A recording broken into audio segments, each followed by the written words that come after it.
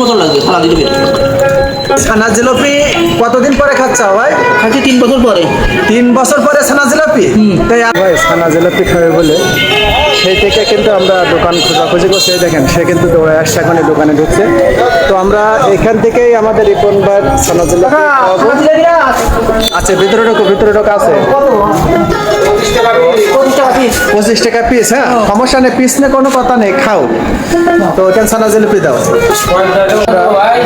ছানা জিলাপি খাওয়াবো রিপন ভাই। তার খুব শখ যে ছানা জিলাপি খাওয়া। তো দেখেন আমরা এখন সেই রিপন ভাই ছানা জিলাপি খাওয়ানোর জন্য আমরা চলে আসছি আদি ঘোষ ডায়েরি, তাই তো?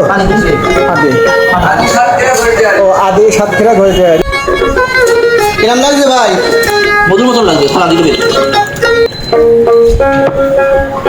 মধুর মতো? হ্যাঁ কয়টা খাতে পারবা? আমি হ্যাঁ একটা দুগুণ বলবো, দুগুণ।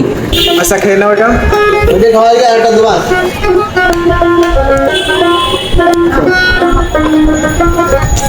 মাত্র দোকান খাবা? এই দোকান খাওয়ানোর জন্য আমাদের এত হেঁটে নিয়ে আসছে? বেশি খাবো না, না দোকানে পেট ভরে খেতে হবে।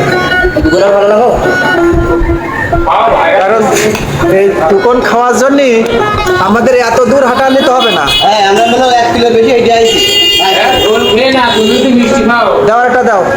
এখন খাই যাই। আগে খেয়ে নি।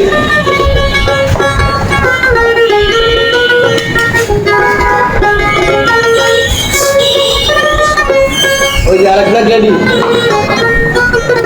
জল বেশি করে দেন।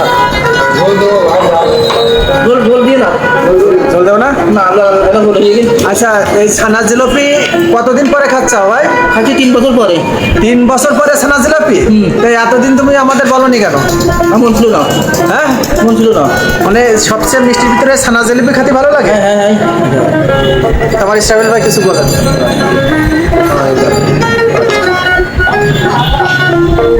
তো আমরা এখন সেই আদি সাতক্ষীরা ঘোষ ডেয়ারির যে অরিজিনাল যে মালিক, উনি কি বেঁচে আছেন? না অসুস্থ না সুস্থ আছেন? বাড়ি গেছে। বাড়ি গেছে। আচ্ছা তো আপনারা এখানে কি কি আইটেমের মাল বিক্রি করেন? সব আইটেম?